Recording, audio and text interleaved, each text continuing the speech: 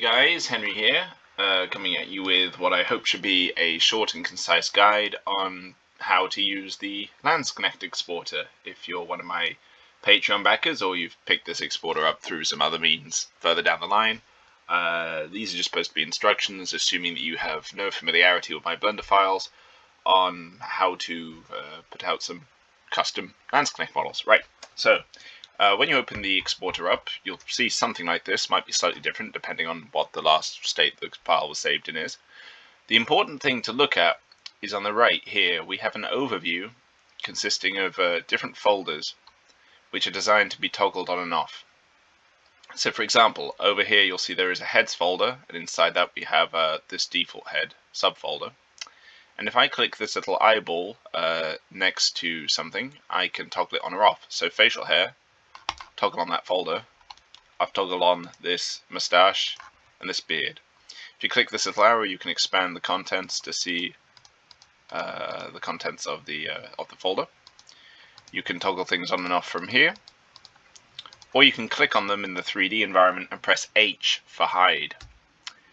If you do something you didn't mean to do, you can press Ctrl Z to undo. And finally, if you have hidden some objects, you can press Alt plus H to unhide everything. That's going to make a bit of a mess here, though. I'll come back to show you what just happened there. Actually, I can do that now. So here we have a hats folder. I've just expanded it, and when you saw that mess just now, that was all these feathers here. There are 8 feathers in total at the moment. They might not all fit with the hat that you've got active. However, if that happens, you can actually click on a feather. Let's try this one. Press G for grab, G, and move it around. Click.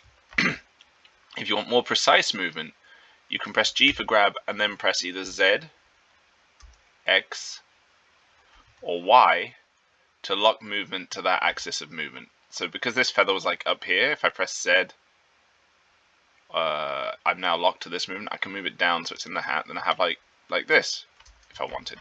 I don't really like that. For this hat feather little suit, let's find one.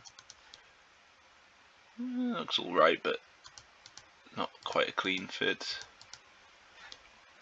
Okay, yeah, I think that's the one we already had active, wasn't it? But that's what I use with this hat. Let's try a different one though, just to get things looking more interesting. Okay, yeah, I like that combination. So I might export this marching figure in this position. If I want to export something, click any object in the environment, and then press A to select all. Now, my recording software won't show you the next window, so I'll have to describe to you what I'm doing. If you press File, Export, STL, this window pops up in front of you, one you can't see right now. And on the right side of the screen, you'll see a little box that says Selection Only. Make sure you tick that. And if you want to export your files in the same scale as I normally do, you'll see there's under Transform, there is a tab that says Scale. Click it and type 1.165. Okay? And then choose where you want your file to go, give it a name. I'm calling this Marching Landsknecht. And click Export STL. Okay, so that just went out there. We're going to do one more Landsknecht now,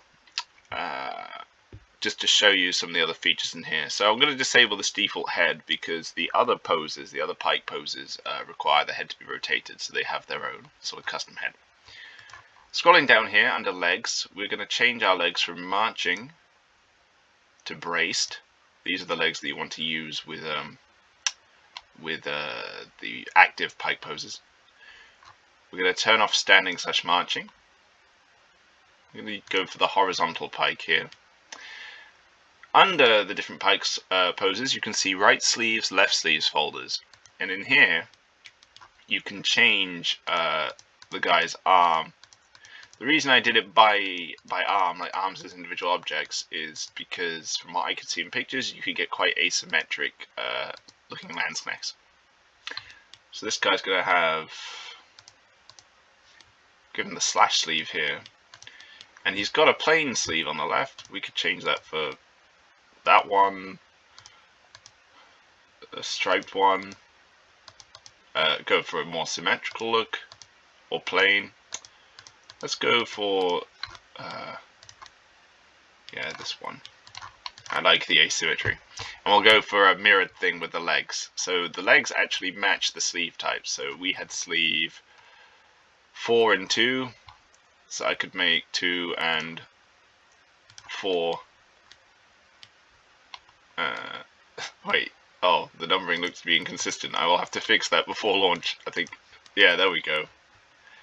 But now see he's sort of diagonally symmetrical, or he should be. Hang on.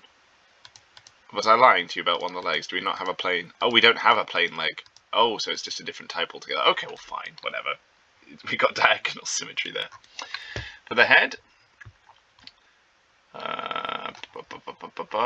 trying to find where I've put it. When the creator doesn't know where the dang folder is, that's not a good sign. Ah, it's up under the heads at the top. Pike head, that's what it's called. Pike head. Everything was unhidden earlier when I pressed Alt H. Let's go for... That's the cocked hat. Yeah, that one. And... yeah. There we go. And before I export that, I'll just show you the body options we got.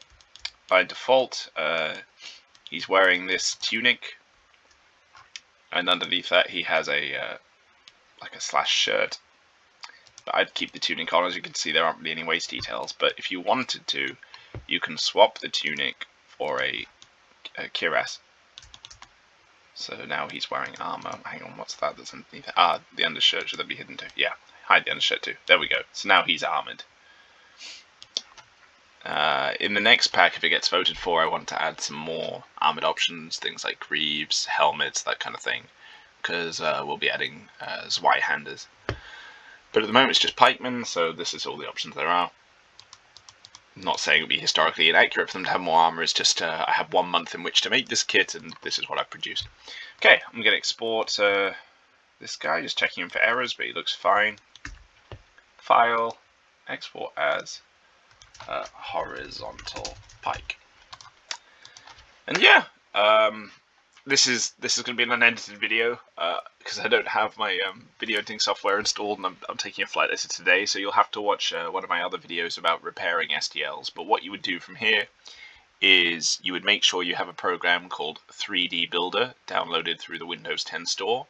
You just open these files up in there and follow the directions it gives you. Asks you if you want to repair them, you click yes, and then when you close it, you save your changes. That's all. And yeah, that's how you make custom STLs with a new Blender exporter. Hope you like it, guys, and let me know what you think of the kit when you get it in April. Cheers!